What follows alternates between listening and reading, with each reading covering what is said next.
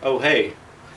I was just intimidating the camera with my gangster glaze. It's like a glaze you put on gangster donuts.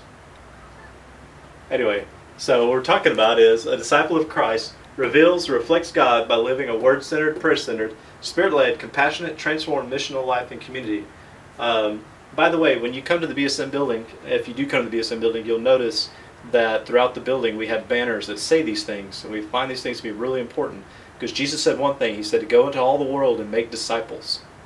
He said go make disciples. He didn't say go make converts or go make Walmarts or go make church buildings. He said go and make disciples. And so that's what we were investigating. What does it mean to make a disciple? We think that a disciple reveals and reflects God, and that these other things are the way that happen. So we talked about last week reflecting God. Then our life, as we die to ourselves, that we reflect Jesus/God even more and more and more. The word use of the word glory, and glory simply means reflect, that we are a reflection of who God is. And when people see us, they should be able to see God, just like Jesus prayed, your kingdom come, your will be done.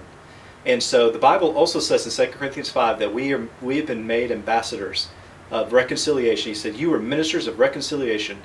2 Corinthians 5:12 through 21 talks about that we are compelled by love to go and speak this one message to people. Be reconciled to God. And that's the whole message that Jesus had for everybody. He said, I came so that you could be reconciled back to God. That's why he came, is to reconcile things, that he could transfer the trust of our life back from ourselves through Jesus and say that we are trusting and we're in a right relationship with God once again. So evangelism sometimes is a scary message. So we're going to talk about the next 3 weeks revealing God. And what does that mean? And so the gospel is good for us, and the gospel is for everybody. That the gospel is meant for everyone to have an opportunity to respond, and to have the opportunity to respond to transfer the trust of their life. And sometimes we get scared by witnessing or evangelism, but it's simply this.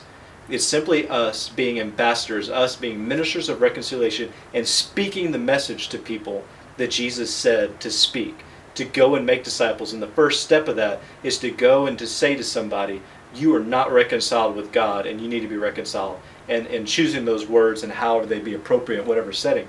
To say to somebody, this is the gospel. Like we said in the very first week, that we were separated from God because we were trusting ourselves. And now once again we can trust through Jesus and be reconciled to God. And that in that all of our intimacy and our rest and all those things that were lost can be restored and brought back into a right relationship with God. And it's very simple, and it's something that Jesus has called us to do, to continue to carry that message out and go and make disciples and to say to people, you need to be reconciled to God. And so the message is not, hey, I've got to convince this person. It's not up to you. The Holy Spirit is who draws people to the Lord. So your job